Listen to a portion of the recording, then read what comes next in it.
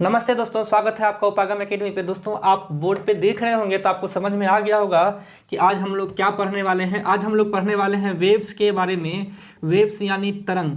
तरंग क्या होता है? तरंग सर एक तरह का विक्षोभ होता है। इंग्लिश में बोले तो डिस्टरबेंस। एक तरह का विक्षोभ होता है, एक तरह का डिस्टरबेंस होता है।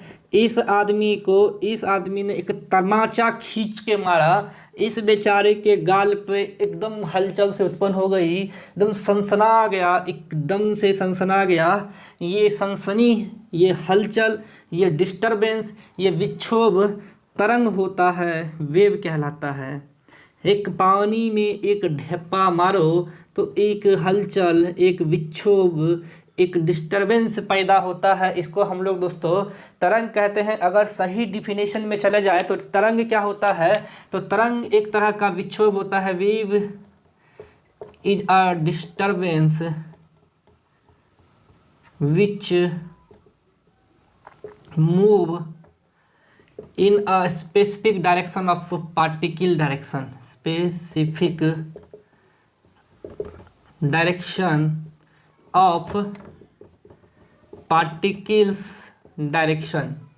तरंग एक तरह का डिस्टरबेंस है जो पार्टिकल के किसी विशेष गति के अनुदिश दिशा में उत्पन्न होता है। इसका मतलब आप लोगों को अभी तक समझ में आए या ना आए, अब हम बताने वाले हैं कि तरंग किस तरह का डिस्टरबेंस है, तरंग किस तरह की गति है। तो दोस्तों मान लो कि कोई एक पार्टिकल है और यह पार्टिकल मान लो कि एक मोटरसाइकिल है। दोस्तों एक मोटरसाइकिल है और यह आदमी इस मोटरसाइकिल को चला रहा है और यह इस डायरेक्शन में मूव कर रहा है। हमने बोला कि पार्टिकल का यानी कि इस बाइक का जो पार्टिकल का मोशन है वो इस डायरेक्शन में है। अगर इसके किसी निश्चित डायरेक्शन में, चाहे लंबवत, चाहे ऐसे, चाहे ऐसे ऐसे ऐसे कोई भी डायरेक्शन में, अगर पार्टिकल के किसी निश्चित डायरेक्शन में अगर वह एक वेव प्रोड्यूस करता है, एक डिस्टरबेंस, जैसे कि यहाँ पे हमने देखा कि ढेर सारे पत्ते उड़ते हैं आसपास में। जब तेज स्पीड में ट्रेन चलती है आसपास प्लास्टिक पत्ते उड़ने लगते हैं, वह उड़ने का कारण है डिस्टरबेंस। और डिस्टरबेंस क्यों उत्पन्न होता है? वेव के जनरेट होने के कारण। और वेव जनरेट होता है उस पार्टिकल के मूवमेंट के कारण, उस पार्टिकल के मोशन में होने के कारण। तो वह जो वेव है एक तरह का डिस्टरबेंस है, एक तरह का विक्षोभ है जो क्या करता है? पार्टिकल के किसी विशेष डायरेक्शन में आपको मूव करता है। अगर पार्टिकल इस डायरेक्शन में है तो वेव ऐसे ऐसे भी जा सकता है, वेव ऐसे ऐसे भी जा सकता है, वेव ऐसे भी जा सकता है और वेव ऐसे भी जा सकता है। पार्टिकल के डायरेक्शन के अनुदिश दिशा में यह जो वेव है वह अपना विक्षोभ यानी डिस्टरबेंस उत्पन्न करता है। और इस पार्टिकल के डायरेक्शन में वेव के मोशन को बोलते हैं वेव मोशन। क्या बोलते हैं? Wave motion. तरंग गति हिंदी में बोलते हैं, तरंग गति। समझ में आ रहा है दोस्तों हम क्या बताना चाह रहे हैं? तो तरंग एक तरह का डिस्टरबेंस या विक्षोभ है जो कि यह बताता है कि कण या पार्टिकल की वास्तविक गति किधर है। तो कण या वास्तविक गति अगर ऐसी है तो हमने बोला कि एक डिस्टरबेंस उत्पन्न होता है जो इस पार्टिकल के या तो परपेंडिकुलर या इस पार्टिकल के सेम डायरेक्शन में या इस पार्टिकल के किसी एक पार्ट पे ऐसे मूव करती है। यह वेव्स कहलाती है। वेव्स नॉर्मली तीन तरह के होते हैं। पहला होता है मैकेनिकल, दूसरा होता है इलेक्ट्रोस्टैटिकल, तीसरा होता है मैटर यानी पदार्थ में उत्पन्न वेव। इसको बोलते हैं यांत्रिक, इसको बोलते हैं विद्युत स्थितिकी, विद्युत चुंबकीय, इलेक्ट्रोमैग्नेटिक बोलो यार, इलेक्ट्रोमैग्नेटिक, विद्युत चुंबकीय और पदार्थ वेव इसका हिंदी होता है।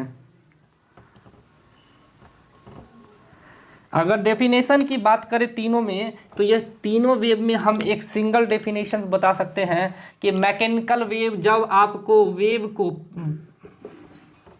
मैकेनिकल वेव के लिए आपको क्या चाहिए, डायरेक्शन एंड मीडियम, डायरेक्शन तो दोनों में चाहिए, मीडियम, नो मीडियम, और इट्स जैसे कि फोटोन, इलेक्ट्रॉन, ये पदार्थ वेव आजकल का नया एक वेव आया है जो कि मूल कणों में, जो कि जेनेरिक, और मूल कण वह कण होते हैं जो पदार्थ का सबसे सूक्ष्मतम कण होता है जिससे पदार्थ बनते हैं, उसके मोशन को, जैसे फोटोन के मोशन को, इलेक्ट्रॉन के मोशन को हम लोग मूल कण बोलते हैं, उसके मोशन से उत्पन्न वेव को हम लोग मैटर वेव बोलते हैं। नॉर्मली ये नया है तो अभी इस पर जनरेट बात करना कोई ज़रूरी नहीं है, इस पर क्वेश्चंस आते भी नहीं हैं। तो मैकेनिकल वेव, यांत्रिक वेव वैसा वेव जिसके गमन के लिए तरंग को, वेव को क्या चाहिए, मीडियम, और वह मीडियम होता है सॉलिड, लिक्विड एंड गैसेज। जबकि इलेक्ट्रोमैग्नेटिक, मैग्नेट वेव जो वैसा वेव होता है इलेक्ट्रोमैग्नेटिक जैसा जिसमें कोई मीडियम ज़रूरत नहीं हो, मीडियम ना सॉलिड चाहिए ना लिक्विड चाहिए, ये वैक्यूम में भी मोशन करेगा, गमन करेगा, ऐसे वेव्स को बोलते हैं इलेक्ट्रोमैकेनिकल वेव, इलेक्ट्रोमैग्नेटिक वेव। या इलास्टिक होता है या नॉन इलास्टिक होता है, इलास्टिसिटी तो बता चुके हैं। तो जो मैकेनिकल वेव होता है वो इलास्टिक होता है। एग्जाम्पल में आता है अनुप्रस्थ, अनुदैर्ध्य, अनुप्रस्थ, ट्रांसवर्ज, अनुदैर्ध्य, बताते हैं एक एक लाइन में, लॉन्गिट्यूडनल। और इलेक्ट्रोमैग्नेट वेव में बहुत सारे आते हैं, एक्सरे आता है, गामा रे आता है, उसके बाद आपको बहुत सारे रेज आते हैं। आपको हम एक एक करके दोनों एग्जांपल्स बताते हैं। तो चलिए चलते हैं मैकेनिकल वेव की ओर। तो चलिए दोस्तों अब हम बात करते हैं वेव्स के मैकेनिकल पार्ट में। तो हमने बोला मैकेनिकल वेव वैसा वेव जिसके लिए मीडियम की आवश्यकता होती है। मीडियम कोई भी हो सकता है, सॉलिड हो सकता है, लिक्विड हो सकता है या गैसेज हो सकता है। तो हमने मैकेनिकल वेव का पहला, आपको दो तरह के मैकेनिकल वेव होते हैं। पहला होता है अनुप्रस्थ तरंग। अनुप्रस्थ तरंग को हम लोग बोलते हैं ट्रांसवर्ज वेव। क्या बोलते हैं? ट्रांसवर्ज वेव। ये क्या होता है दोस्तों? ट्रांसवर्ज वेव क्या होता है? तो हमने बोला कि जो पार्टिकल का जो मोशंस है वो पार्टिकल का मोशन ऑलवेज एक डायरेक्शन में होगा। ये किसी पार्टिकल का मोशन है। मान लो कोई आदमी मोटरसाइकिल लेके चला और वो इस डायरेक्शन में जा रहा है या इस डायरेक्शन में जा रहा है, हमने इस डायरेक्शन को कंसीडर किया है। अपोजिट भी कर लो तो ये पार्टिकल का मोशन है। अगर इस पार्टिकल के मोशन के लंबवत अगर वेव जनरेट होता है, वेव मोशन करता है, हम लोग इसको बोलते हैं अनुप्रस्थ तरंग। इस तरह के तरंग को क्या बोलते हैं? अनुप्रस्थ तरंग। और इसका एम्पलीट्यूड ऐसा होता है। इसका एम्पलीट्यूड पार्टिकल के मोशन के डायरेक्शन में इस तरह करता है। समझ में नहीं आया? कोई बात नहीं, और एग्जांपल्स है। देखो दोस्तों, हमने क्या बोला कि यहाँ एक पार्टिकल रखा है सर, बहुत सारा। मान लो बहुत सारे पार्टिकल्स रखे हैं। कितने सारे महिलाएं हैं यहाँ पे? जो भी लेडीज होंगे उनको पता होगा वो जो बाल सुखाने वाला मशीन आता है, ठीक है, यहाँ वायर है। आपने क्या करो कि इस बाल सुखाने वाले मशीन को यहाँ चालू कर दो, तो यहाँ से एक हवा का झोंका जाएगा और इस झोंके से कुछ पार्टिकल इधर, कुछ पार्टिकल इधर जाएंगे, और लेकिन जो मेरा हवा है उसका मोशन इधर है। तो आपको स्पष्ट दिख रहा है जो पार्टिकल और वेव का जो मोशन है, जो पार्टिकल और वेव का जो मोशन है, इन दोनों के बीच 90 डिग्री का एंगल बन रहा है, यानी एक दूसरे के ये परपेंडिकुलर हैं, लंबवत हैं। ऐसे केस में जो भी मोशन होता है उसको हम लोग बोलते हैं अनुप्रस्थ तरंग, ट्रांसवर्ज वेव। इसका साधारण सा मतलब है कि अगर पार्टिकल जिस डायरेक्शन में गया उसके परपेंडिकुलर डायरेक्शन में वेव चलेगा तो वह अनुप्रस्थ तरंग कहलाएगा। Simple and that's it. इस तरह के वेव्स को हम केवल वही आपको उसी पार्टिकल्स में हम ला सकते हैं जिसका रिजिडिटी हाई हो, दृढ़ता ज़्यादा हो, रिजिडिटी हाई हो, दृढ़ता ज़्यादा हो। मेरा कहने का क्या मतलब है रिजिडिटी या दृढ़ता ज़्यादा होने का, कि जैसे कि जो गैसेज हैं यह क्या होते हैं सर, विरल होते हैं या रेयर फ्रैक्शन होते हैं, यानी इनके अणुओं के बीच की दूरी, इनके मोल के बीच की दूरी क्या होती है, अणुओं के बीच की दूरी कम। ऐसे में क्या होगा, कुछ पार्टिकल इधर जाएगा, कुछ पार्टिकल इधर जाएगा, कुछ इधर जाएगा, कुछ इधर जाएगा, दिल के टुकड़े हुए हजार, कुछ गए इधर कुछ गए उधर। इस तरह में जो वेव होगा, क्या अगर वेव ऐसा है तो क्या यह 90 डिग्री अचीव करेगा, परपेंडिकुलर अचीव करेगा? नहीं करेगा। इसीलिए हम अनुप्रस्थ तरंग गैस में नहीं होता है, लिक्विड और सॉलिड में होता है, लेकिन कंडीशन क्या है कि उसकी रिजिडिटी हाई होनी चाहिए।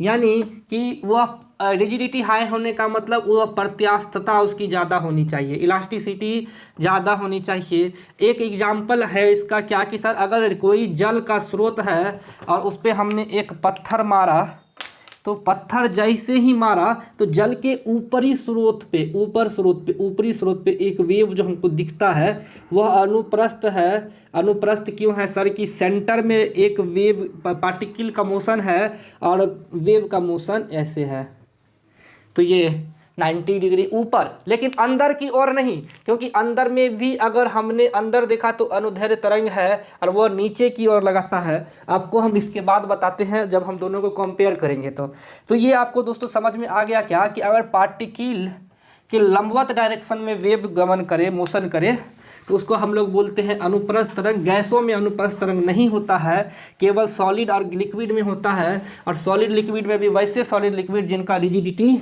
हाई हो। अब आते हैं हम लोग, दूसरा है सर अनुदैर्ध्य। क्या है? अनुदैर्ध्य तरंग। अनुदैर्ध्य तरंग क्या होता है सर? वैसा तरंग अगर पार्टिकल इधर जा रहा है, जैसे देखो यहाँ बहुत सारे पार्टिकल है सर, और आप क्या करो कि वही जो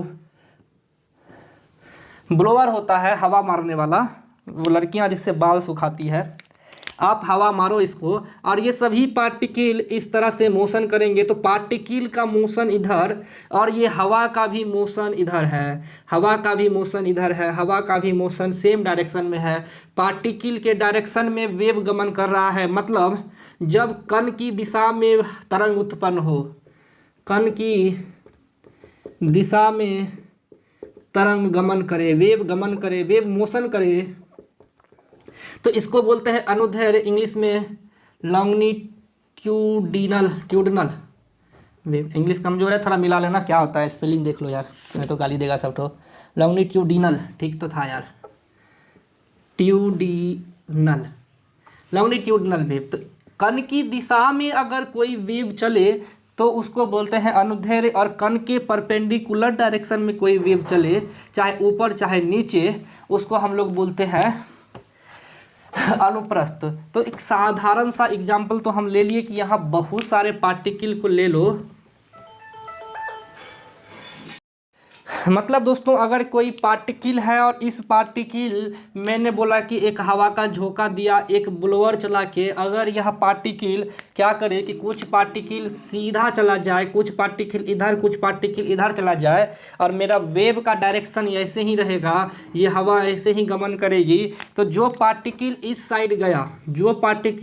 साइड गया उसको हमने बोला कि ये अनुदैर्ध्य, और सॉरी इस पार्टिकल के डायरेक्शन में जो वेव गया उसको मैंने बोला अनुदैर्ध्य तरंग, और इस वेव के परपेंडिकुलर पार्टिकल, तो पार्टिकल ऐसे है और वेव मेरा ऐसे है, हम इसको अपोजिट लिख दे क्या कि मेरा वेव ऐसे है, पार्टिकल ऐसे है, तो 90 डिग्री हमको वैसे भी पूर रहा है।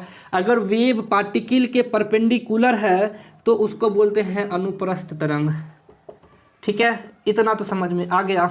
अब चलिए हम लोग थोड़ा सा एग्जाम्पल देखते हैं कि अनुदैर्ध्य तरंग में क्या क्या हो सकता है। तो होता क्या है सर, जैसे कि एक और एग्जाम्पल दे के दिखा रहे हैं, जैसे कि मैंने ये स्प्रिंग लिया,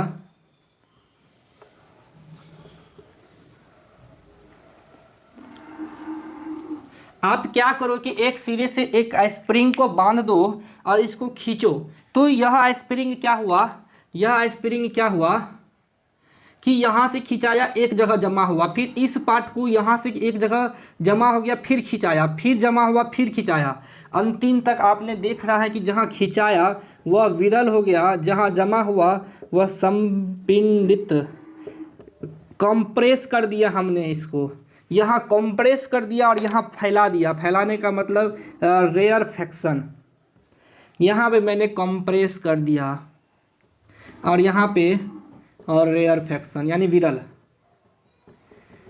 तो हम क्या देख रहे हैं दोस्तों कि अनुप्रस्थ तरंग के जगह पे हम अगर अनुदैर्ध्य तरंग की कल्पना करें तो जब ये वेव संपंडित हो रहा है दोनों तरफ में, जहाँ संपंडित हो रहा है, जहाँ कंप्रेस हो रहा है, हमारा वेव उस डायरेक्शन की ओर चल दिया, हमारा वेव उस डायरेक्शन की ओर चल दिया। तो ऐसा क्यों हुआ? क्योंकि जब संपंडित होता है तो यहाँ पर वेव का वेवलेंथ ज़्यादा होता है और इस वजह से क्या होता है कि यहाँ पे जो कंपन होगा वो ज़्यादा होगा, दोलन ज़्यादा होगा, ऑसिलेटरी ज़्यादा होने के कारण वेवलेंथ पार्टिकल के उस पार्ट की ओर चल देगा। या मेरा पार्टिकल है जहाँ संपंडित हुआ वहाँ उसके दिशा में चल दिया। किसके दिशा में?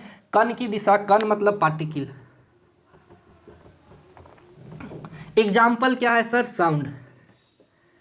जरा देखो, हमने साउंड का एग्जाम्पल लिया। आप क्या करो, 1 घंटा लटका के रख दो, ठीक है, और कुछ मत करना। आप एकदम पतला सा गिलास, पतला जिसमें गिलास बहुत पतला उसमें बोतल रख देना और यहाँ एक गुब्बारा रख देना जो हवा से भरा है, द्रव और सॉलिड, इसको बोला घंटा। एक हैमर लो, एक हथौड़ा लो, एक हमने हथौड़ा लिया और इस हथौड़े से इस घंटे पे जोर से मारो तो यह घंटा इधर आएगा, विचलित होके यहाँ तक आया, इससे एक वेव निकला सर, एक वेव निकला जिसको हमने बोलते हैं साउंड। वह ध्वनि क्या है? ध्वनि एक वेव है, तो एक साउंड निकला। इस साउंड ने क्या किया? इस जल को हल्का विक्षोभित करके ऊपर उठा दिया। एकदम द्रव क्या होता है? उछल जाता है। उछला ही नहीं, ये इसके बाद आगे बढ़ा और ये गुब्बारा उछल के यहाँ आ गया। अब 1 घंटा लेना और उसको इस प्रैक्टिकल को करना। यहाँ एक गिलास पानी रख लेना, बगल में एक बोतल रखना, घंटा को जोर से मारना, गुब्बारा उधर, पानी उछलेगा। और रीजन क्या था सर? रीजन था कि हमने एक पार्टिकल को इस डायरेक्शन में मोशन किया, मारा। हमने मारा मतलब इस डायरेक्शन में मोशन किया और इसी डायरेक्शन में हमने एक वेव जनरेट होते देखा जिसको बोला साउंड। और यह साउंड क्या हुआ? सॉलिड पे था तो एकदम संपंडित था, सॉलिड पे था। सॉलिड के बीच अणुओं की दूरी क्या होती है सर? अणुओं की दूरी बहुत कम, मिनिमम, यानी कंप्रेस होती है, याद रखिएगा, कंप्रेस होती है। तो यहाँ साउंड का इंटेंसिटी हमको ज़्यादा सुनाई पड़ा, लेकिन जैसे ये आगे बढ़ा इसके जगह पे क्या हुआ कि लिक्विड के पास पहुँचने पे अणुओं की दूरी कम, कंप्रेस कम और हल्का ये विरल हो गया, रेयरफेक्शन हो गया।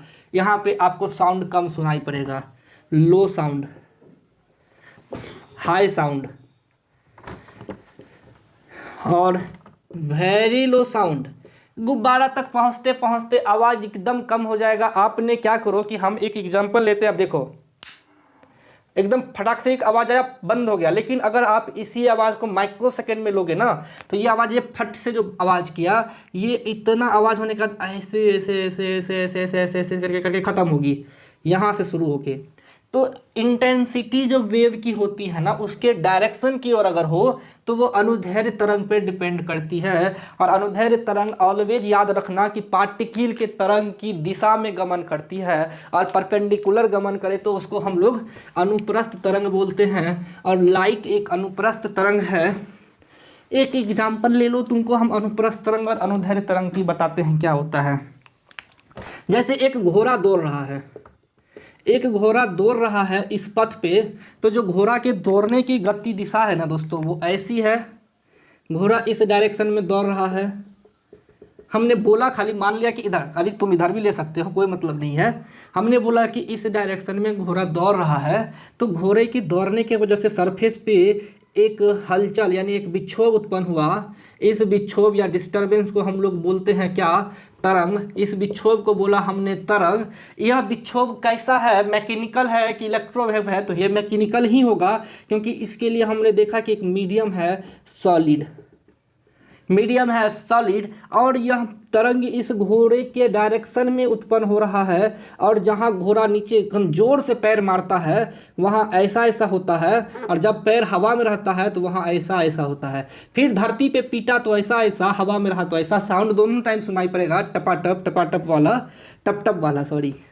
तो आप देखना, सॉरी मतलब आप देखना कि घोड़ा का जो पैर है ना, जब सरफेस पे लगा उस समय वेव एकदम संपंडित था, जिसको बोले कॉम्प्रेस। ऐसा हुआ क्यों, क्योंकि रिजिडिटी ज़्यादा है, तो हमने बोला था कि रिजिडिटी ज़्यादा होने के वजह से आपको वह कॉम्प्रेस प्रदान करता है वेव्स को।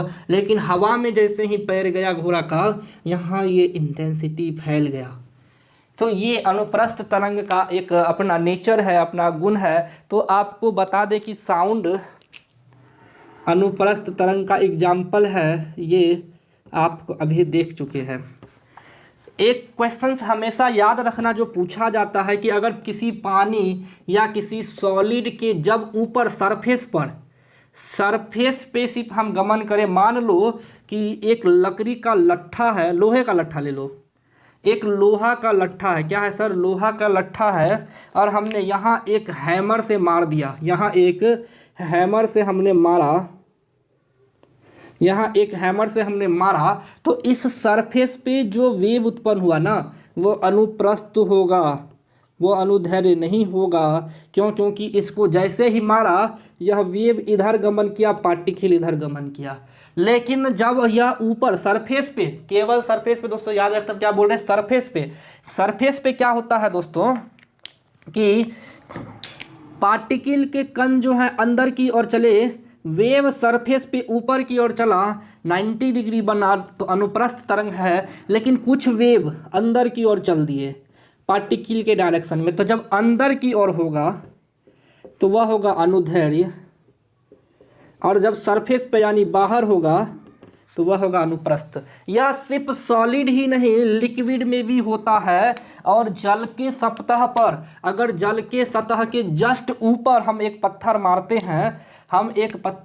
हैं, जैसे देखो हमने एक एग्जांपल ऐसे लेना है,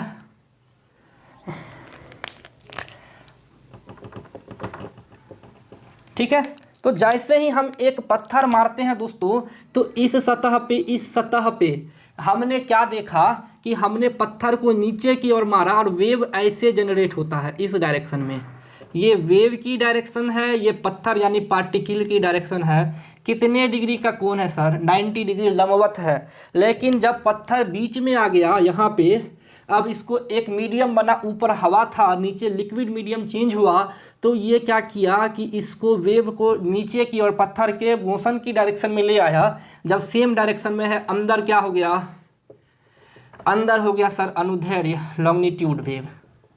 तो ये सॉलिड और लिक्विड में होता है, और गैसेज में तो याद ही मत रखना, गैसेज में याद नहीं रखना, क्योंकि गैसेज में अनुप्रस्थ तरंग नहीं होती है, अनुप्रस्थ तरंग गैसेज में नहीं होती है। आपको बोला जाए तो कंपेयर किया जाए तो याद रखना, ट्रांसवर्ज और लॉन्गिट्यूडनल, ये लॉन्गिट्यूडनल अनुदैर्ध्य सॉलिड लिक्विड गैस तीनों में होती है। ट्रांसवर्ज सॉलिड और लिक्विड में होता है, गैसेज में नहीं होता है, याद रखिएगा। इसीलिए लिक्विड और सॉलिड के केस में हम बोल रहे हैं कि सरफेस पे बाहर अनुप्रस्थ, अंदर अनुदैर्ध्य, बाहर अनुप्रस्थ, अंदर अनुदैर्ध्य। आप इसको याद रखिएगा। समझ में नहीं आएगा तो कमेंट कीजिएगा, हो सकता है हम फिर एक वीडियो अच्छे से बता दें आपको। चलिए दोस्तों, बोर्ड पे हमने एक वेव का एक फ़ोटो बनाया है। ये दोस्तों ट्रांसवर्ज वेव का एक फ़ोटो है, यानी अनुप्रस्थ तरंग का एक चित्र है, जिसमें हमने बोला कि जो उठा हुआ पार्ट होता है उसको हम लोग सिरिंग इंग्लिश में क्रेस्ट बोलते हैं, और जो नीचे गड्ढा वाला पार्ट होता है उसको हम लोग गर्त टफ बोलते हैं। और यह विस्थापन और तरंग ग्राफ है, डिस्प्लेसमेंट वेव ग्राफ है, जिसमें एम्पलीट्यूड ए है, एम्पलीट्यूड मतलब उसका मैग्नीट्यूड, और डिस्प्लेसमेंट ऊपर पॉजिटिव, नीचे निगेटिव। अगर यह पेंडुलम को अगर मीन पोजीशन से ऊपर ले गया, मान लेते हैं ऊपर ले गया, तो यह हो गया आपको पॉजिटिव डिस्प्लेसमेंट और इसका एम्पलीट्यूड का फोटो यहाँ तक आएगा, फिर वापस आया तो नेगेटिव डिस्प्लेसमेंट इसी जगह से वापस आ गया, नेगेटिव डिस्प्लेसमेंट फिर ऊपर गया तो फिर ये ऊपर जाएगा, फिर ये नीचे आया तो नीचे आएगा। इस तरह से इसके ग्राफ बनते जाएंगे और यह अनुप्रस्थ तरंग का डिस्प्लेसमेंट टाइम ग्राफ है, जिसमें ऊपर उठे हुए पार्ट को श्रिंक क्वेश्चन पूछा गया है, याद रखिएगा पॉलिटेक्निक वालों, पूछा गया है कि अनुप्रस्थ तरंग के वेव डिस्प्लेसमेंट ग्राफ में उठे हुए पार्ट को क्या बोलते हैं, क्रिस्ट, श्रिंक, नीचे गड्ढे वाले पार्ट को गर्त बोलते हैं, याद रखिएगा। और हमने पिछले क्लास में ये फेज जो टाइम ऑफ फंक्शन होता है, जो पोजीशन दिखाता है कि हमारा पार्टिकल किस पोजीशन पे है, इसको हम लोग एंगल से डिनोट करते हैं और वो फाई कहलाता है। ठीक है, चलिए दोस्तों, अब तरंग गति से संबंधित कुछ इंपॉर्टेंट फैक्ट जान लेते हैं, कुछ महत्वपूर्ण पॉइंट जान लेते हैं। पहला है तरंग दैर्घ्य। तरंग दैर्घ्य यानी वेवलेंथ यानी कि तरंग की लंबाई। वेवलेंथ का हिंदी होता है तरंग की लंबाई। तो तरंग की लंबाई अनुप्रस्थ तरंग में दो श्रृंगों या दो गर्तों के बीच की दूरी होती है, याद रखिएगा। यह दूरी जो है, यह दूरी या फिर ये दूरी, दो श्रृंगों या दो गर्तों के बीच की दूरी को तरंग दैर्घ्य बोलते हैं अनुप्रस्थ तरंग में। अनुदैर्घ्य तरंग में दोस्तों इतना दूर संपंडित है, कंप्रेस है, और इतना दूर रेयर फैक्शन है। तो दो संपंडित तरंगों के बीच की दूरी को हम लोग बोलते हैं तरंग दैर्घ्य, और दो रेयर फैक्शन, दो विरलित तरंगों के बीच की दूरी को बोलते हैं, जहाँ दो अलग अलग तरंग नहीं, दो समान तरह के तरंग हो, यानी विरल हो तो विरल हो, संपंडित हो तो संपंडित हो। जैसे ये विरल है, फैला हुआ है, और यह संपंडित है, देख रहे होंगे ये सिकुड़ा हुआ है, ये सिकुड़ा हुआ, तो सिकुड़ा हुआ के बीच की दूरी अनुदैर्घ्य तरंग में, अनुप्रस्थ तरंग में, अनुप्रस्थ मतलब ट्रांसवर्स वेव, तो इसको तरंग दैर्घ्य बोलते हैं। डेफिनेशन लिखना नहीं है, हमने बोला कि इसका यूनिट होता है लैम्डा, इसको सिंबल होता है लैम्डा से डिनोट करते हैं, और इसका यूनिट होता है मीटर, एसआई यूनिट। क्या होता है? मीटर। और इसको हम लोग एंगस्ट्रम से लिखते हैं, और एक एंगस्ट्रम बराबर होता है 10⁻⁻10 मीटर, एसआई यूनिट हो गया मीटर। वेवलेंथ के बाद दूसरा टॉपिक है दोस्तों हम जो पढ़ा चुके हैं अब, वो है मैग्नीट्यूड, हिंदी में बोलते हैं आयाम। आयाम क्या होता है सर जी? कि जो जो आपका जो वस्तु तरंग है ना, अगर पेंडुलम यहाँ से यहाँ तक जो गया, जो मैक्सिमम विस्थापित दूरी है ना, ये विस्थापित दूरी ऊपर पॉजिटिव विस्थापित दूरी, तो मैक्सिमम विस्थापित दूरी जो होता है, विस्थापित दूरी, उसको हम लोग बोलते हैं मैग्नीट्यूड या आयाम। आयाम फेज एंगल पे डिपेंड करता है, जैसा जैसा फेज एंगल होगा वैसा वैसा मेरा मैग्नीट्यूड होगा। तो ये सभी इम्पोर्टेंट पॉइंट है। तो आपको आयाम का डेफिनेशन लिखना हो तो आप लिख सकते हो। आयाम क्या होता है? तो एक वैल्यू होता है वेव का वैल्यू। आयाम को हिंदी में क्या बोलते हैं दोस्तों? एम्पलीट्यूड। एम्पलीट्यूड क्या होता है? अगर कोई भी कण या कोई भी पार्टिकल अगर दोलन करता, ऑसिलेट करता है, तो उसका जो मैक्सिमम विस्थापन है ना, मैक्सिमम विस्थापन, उसको आयाम यानी उसका एम्पलीट्यूड बोलते हैं। ये वाला ए, तो मैग्नीट्यूड का लिख सकते हैं मैग्नीट्यूड नहीं, एम्पलीट्यूड। मैग्नीट्यूड तो उसका वैल्यू होता है, एम्पलीट्यूड होता है मैक्सिमम विस्थापित दूरी वेव का, चाहे वो पॉजिटिव हो चाहे निगेटिव हो। अब आता है आवृत्ति, अब लिख लेना, आता है आवृत्ति, फ्रीक्वेंसी। इसका यूनिट लिख लो पहले, इसका यूनिट होता है हर्ट्ज, फ्रीक्वेंसी का हर्ट्ज, और 1/t होता है f बराबर। तो 1/t मतलब आपका टाइम इनवर्स इसका डायमेंशन होता है। ठीक है। आवृत्ति क्या होता है सर? कि कोई भी पार्टिकल, अगर हमने 1 घंटा पे हथौड़ा मारा तो एक वेव जनरेट हुआ, और यह वेव 1 सेकेंड में कितनी बार कंपन उत्पन्न किया, कितनी बार ओसिलेट किया, ये इसी को बोलते हैं आवृत्ति।